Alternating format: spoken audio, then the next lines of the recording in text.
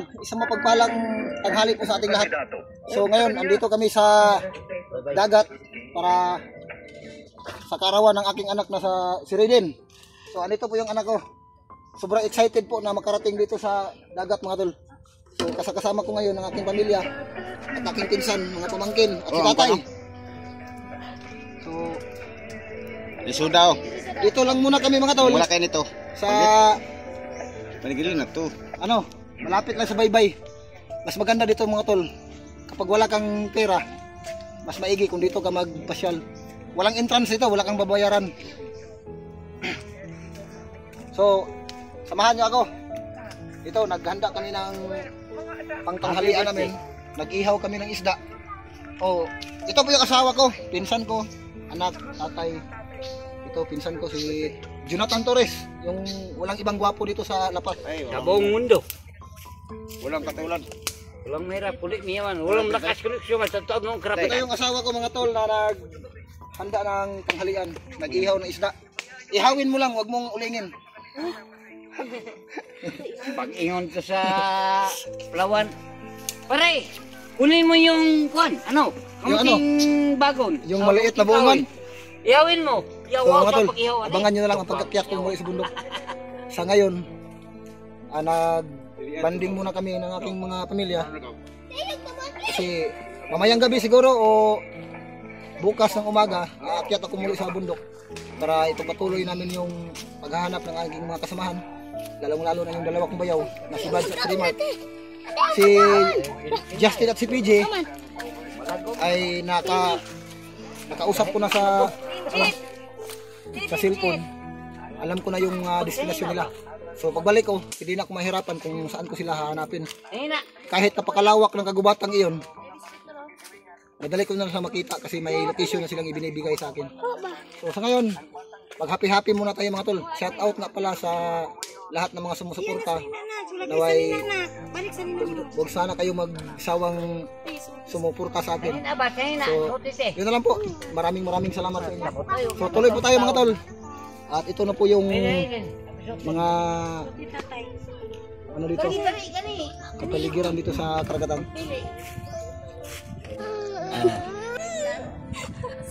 Wow. Ito yung pamangkin ko si Maymay. Kaarawan niya noong Mayo 7. So kasunod lang sila ng aking bunso na si Raiden. Mayo 9 si Raiden. Itong pinsan ni Raiden, yung pamangkin ko na si Maymay, birthday niya noong Mayo 7. Ito mga tol, maganda dito mga tol. Ayan si tatay. Walang ibang pugi doon sa buong mundo. Ayan. Yan ang gusto ko katatay. Walang mahirap, kulit mayaman. Kulit malakas. Yan ang inihaw naming isda. Sana ihawin, wag lang ulingin. Si agaw, di mo diaw.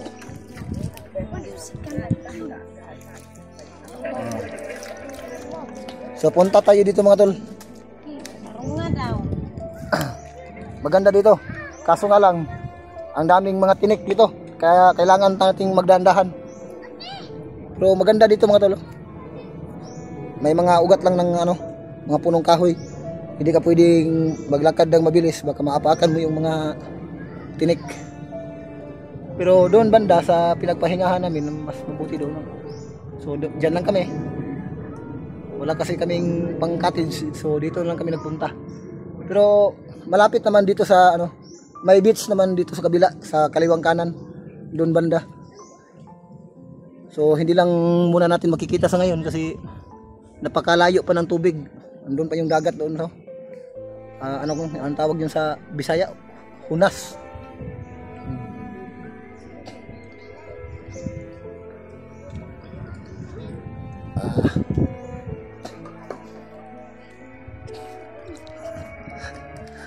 Ang ganda ng smile ni Ate Nicole, oh.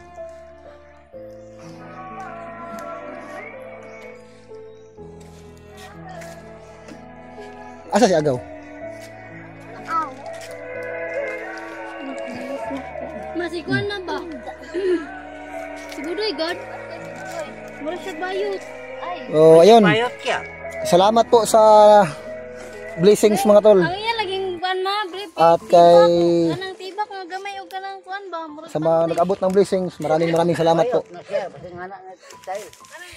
Wala na siya like yung buwan. Awa nagbuwan sa mamaya. Kami siya babae, oh. Lalaki. Oh, lalaki, pero nabayad. Awa ba, ito ko lang. Yan ang bunso ko. No. Kain ka eh. Sobrang excited yan mga tol. Oh. Kanina pang umaga ako kinukulit ito, madaling araw pa. Oh, ginising niya ako ng madaling araw, mga banda alas 4:40 ng madaling araw. Gusto niya raw magpunta dito kaagad sa dagat. Yan. Di, lamok, mga salmon na siya, kay puti ko na siya tiil.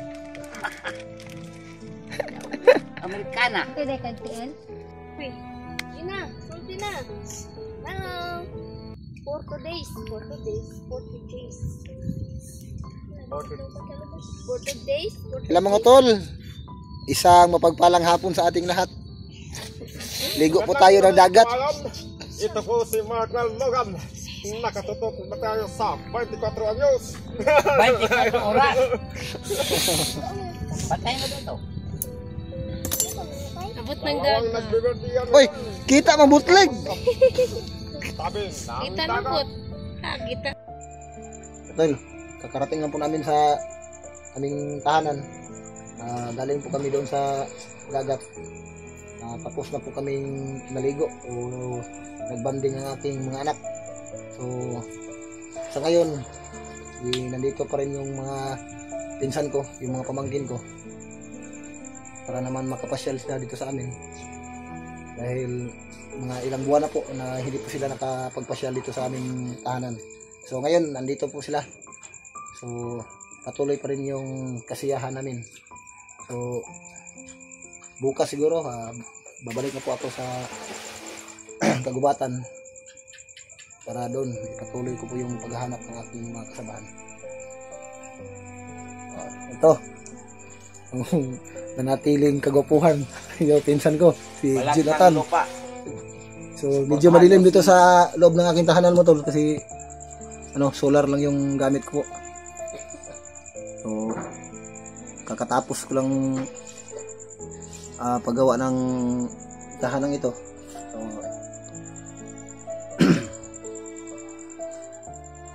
asa si Aden?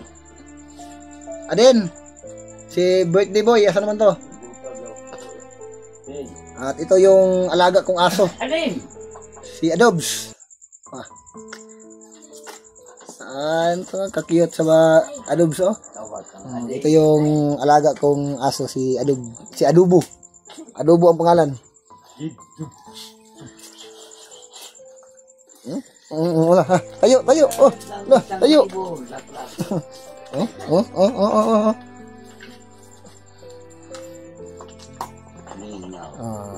Yan, lablab na ni Adin. Si Adobs. Iwan na tsoko. Good boy! Tulog na, te. Kumusta ang ligo sa dagat, eh? Pagod.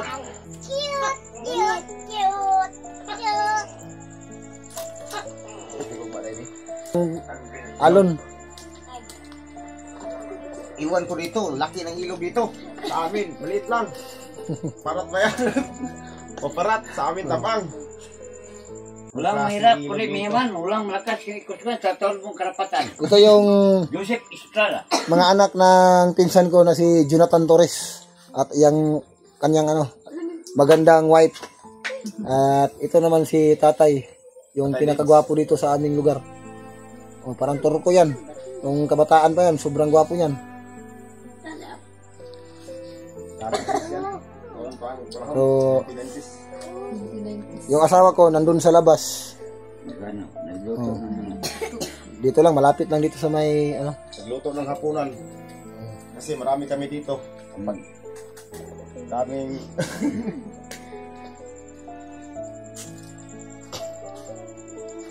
Isay hawad mo sayaw kitagaan og 5.